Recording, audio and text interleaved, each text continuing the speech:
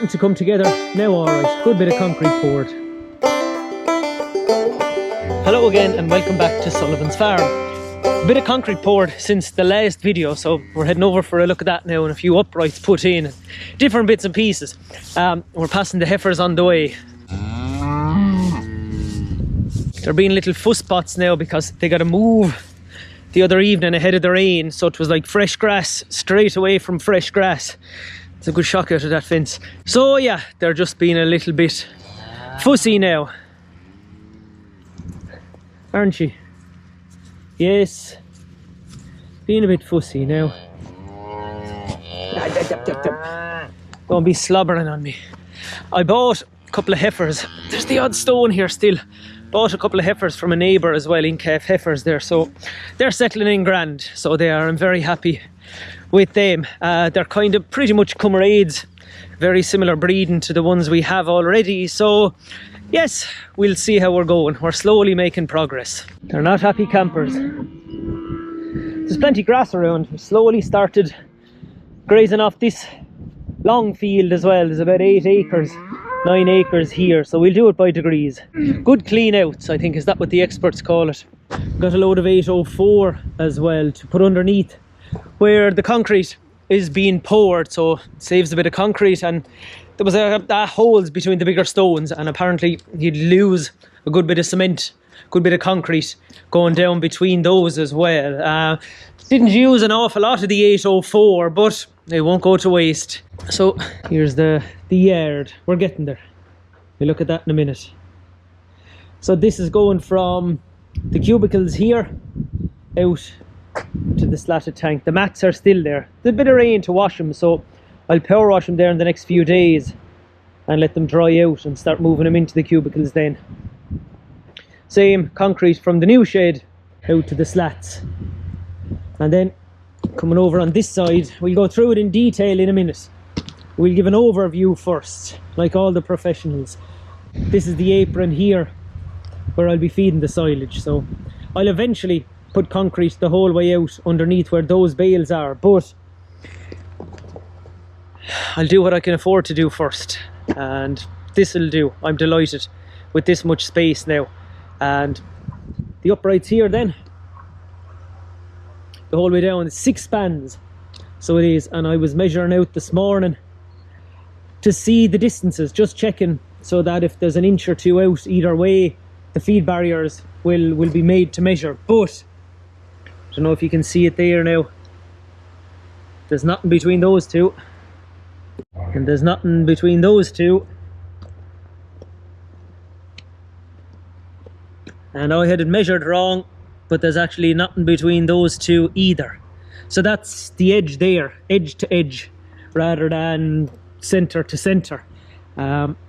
Slight bit here on this one because it's going to the edge, so the edge had to, the last one had to come in a little bit there, so there's a couple of mil if you can see it there, but that makes sense. I'm still not sure if I'll put a gate between one of them on the way down, but sure, we have them measured now, so we've some small bit of progress done myself. We'll come over and look at it in a little bit more detail on this side. The drain here is to catch water from there, from that chute the whole way down. Can't really see it in the dark with the light there now. And any rain that runs down here as well will be caught in this drain. And there's a pipe going from there over to the far side of the slats as well, so that's going to stop the rain from running into the slats. It's only coming as far as here for now, but we had to put that pipe down underneath the concrete, and there's a similar one just over here to catch the rain coming out from the chute between the two sheds. So there's the top chute there doesn't work, and I just need to get the connecting pieces from that one. I don't know if you can see it there.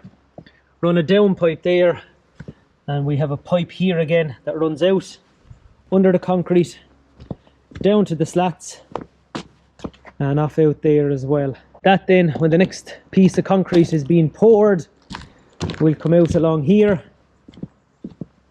and we'll run that off someplace off out there away from the slats we didn't make a start on the parlour just yet, which is fair enough.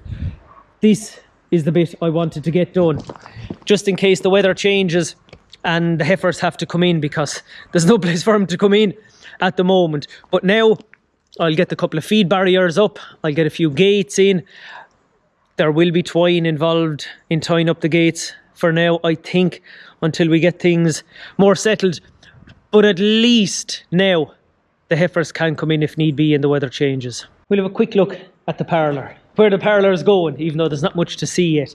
I guess the main thing, I'll just stand back, take a wider view, is that the walls that were on either side there are gone.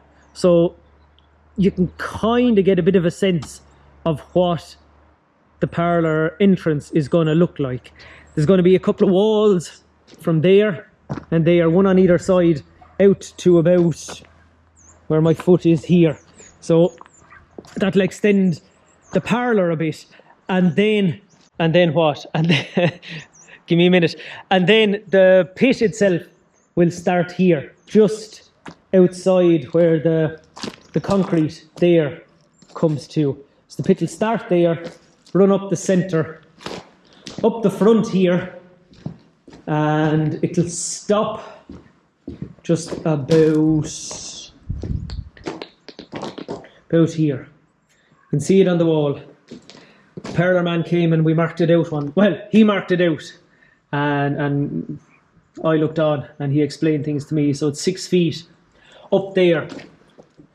Cows will be going out that way, out into the field and off to certain paddocks, and then 2 meters. We won't fight over the difference between 6 feet and 2 meters that way, and depending again on where they're going, they'll come out here and off out that door there, or off out that door there, off out into the cubicles again. And the pit itself then, the pit will end here, along the ground here, but it'll be at a triangular type shape. Now, you can see me making those hand shapes to show you what a triangle looks like, but it'll be kind of like this. It's on the wall there. So it will. And the pit proper will start from that line back. And the main thing is we're leaving space for 12 units, even though there's 8 going in. And the major thing is that we're adding another building out here. I mentioned it, I think, in a previous video, that I was looking into or trying to figure out the cost of putting on a bit of a lane 2 out here, and it's manageable. Cost wise, it's manageable. So it'll be a full span out from the pillar there out to here, corner there. You can see the outline. JJ marked it out. In fairness to him, he did a fantastic job. Him and Petey, whatever they touched, they've done a great job on it. So there'll be a door there, big sliding door there, over to here. The milk tank will go in there, and the dairy room, the pump room, will be here at the end. The electricity, we've it all marked out. We just need to do it now. The electricity will come in here, or it'll come in the corner here. There'll be a partition wall here, and what did they say?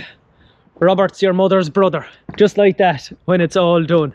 Because the bulk tank and the pump house are going out there now, we've got the 3 spans of the shed. So there'll be plenty of room to leave space for 12 units. We've got options as well now to go left and right, as I was showing you for the exits, which if we were putting the bulk tank and the pump house in this first span, then things would have been fairly tight to fit everything by the time you leave space at the front for the 8 units, and there wasn't going to be room to expand to 12, possibly 10. Now, I know somebody mentioned in a previous video you could come back this way to leave room out here as well, but the further back you come out here, the more of an angle, the more cows will be standing at 90 degrees to the entrance to the shed here.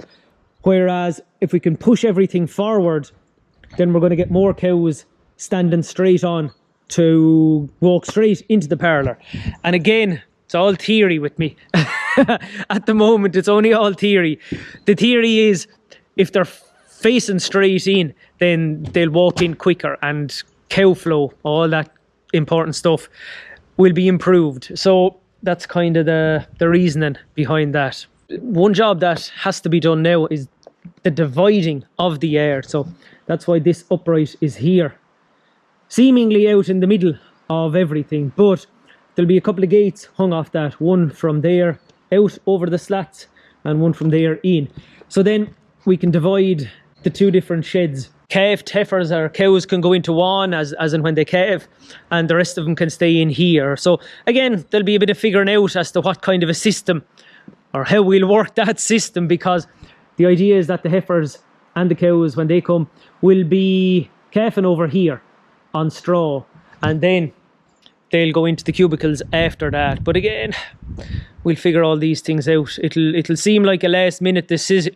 It'll seem like a last minute decision, but the cogs are already turning. So what seems like a last minute decision will kind of have slowly bubbled up my little head over the next few months. The tractor and loader, in fairness now, did Trojan work, bringing down the 804 down below the shed there as well. So yeah, it's certainly earning its keep. I brought down one of the bullocks. I noticed them yesterday, so I brought him down there this morning when I got a chance. He has a bit of a whooze, so I brought him in and gave him a dose, but he's not too bad. Just something to keep an eye on. I'm never easy at it when there's any animal sick. I'm never one of those who'll say, he'll be grand. I'll keep an eye on him. I'll check him again there in an hour's time. I gave him a white drench earlier. There's ivermectin there as well, but I didn't want to give him that in case it kills whatever worms or bugs are in him too fast, and then he can't cough them up, and that causes other issues. So we do a slowly catch you monkey approach.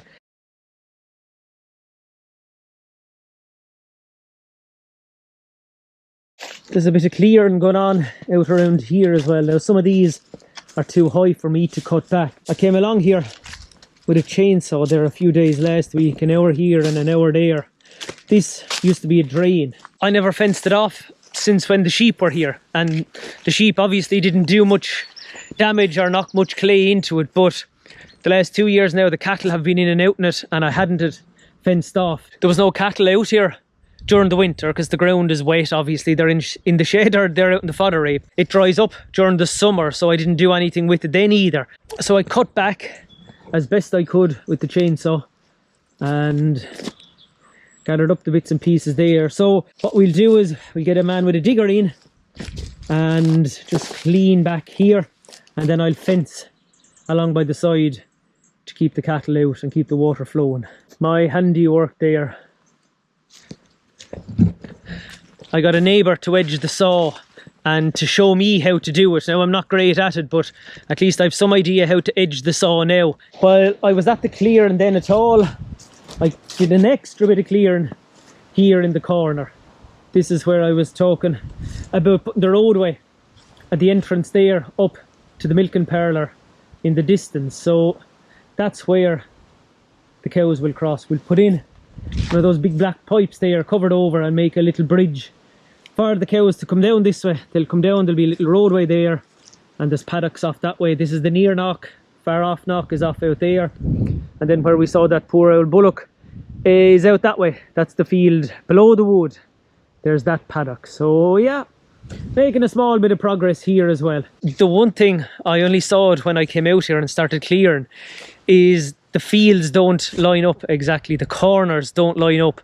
I had a simple plan in my head where it was going to be a straight line for the roadway, but it's not going to be that simple either. Nothing is ever that simple. So you can see this is the edge there where that electric fence is running, and that blue wire is coming out along by that big old log that's there, and that's off down that way.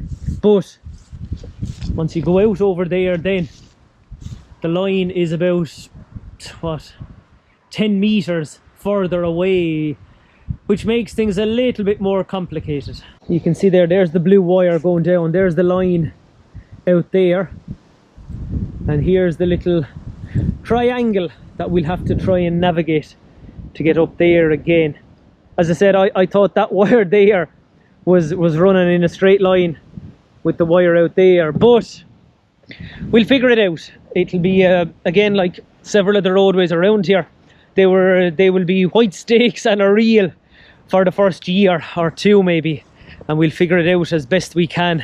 Just as we're passing, you can see it there. And Ara, you've seen, I've walked through the wood a few times. The canopy is closing now in there. That's alder that was planted in 2008. And I think it's when the canopy closes, you have to start thinning it out. So it's another job for next year. We might push it out to the year after. We'll have enough to do next year. Between heifers kicking in the parlour and another one calfing over, not only a tail coming maybe, and another one take off with a kicking bear on her. He won't be making the funny jokes in the YouTube videos then, that's for sure. Just looking at him here now, there'll be a little bit of work to power washing these mats, all right. We'll figure it out. There is no plan B. Plan A is that to be an easy job. Plan B is that it wouldn't be an easy job, but you have to do it anyway. So we'll just get on with it. That's it then for this video. Short and sharp like myself. And just wanted to show a bit of progress on the building side of things. More, what's this? The politician said years ago, a lot done, a lot more to do. But we'll get around to it all because there is no plan B at this stage. Thanks a million for watching. We'll talk to you soon.